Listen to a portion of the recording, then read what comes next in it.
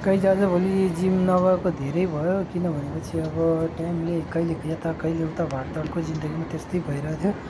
र अबदेखि मैले सुरु गरेछु। पहिला अलि होमवर्कआउट गर्नु पऱ्यो। बिहान 6 किलोमिटर जति म रनिङ गरेँ, त्यसपछि आएर अलि लेगको एक्सर्साइज गरेँ, पुसअप लगाउन लागेँ। यो लेगको गर्दै गर्दा यो गरेँ मैले 2-3 सेट गरेँ। अलि भिडियो चाहिँ मैले छोटो हालेको छु, किनभने धेरै लामो हुन्छ भनेर सर्ट फिटमा हाल्नको लागि होइन।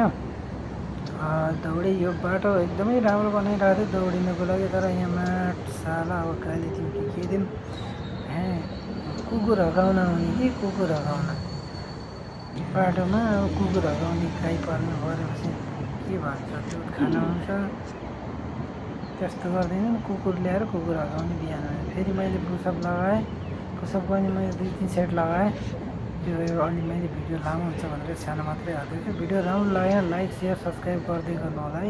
यस्ता यस्ता भिडियोहरू म हाल्दै गर्छु। भिडियोहरू तपाईँले चारैतिर हेर्न सक्नुहुन्छ। त यो युट्युब इन्स्टा अनि फेसबुकतिर पनि मैले पोस्ट गर्ने गर्छु। त्यसो पनि गएर फलो गरिदिनु होला, सेम नामले छ ल।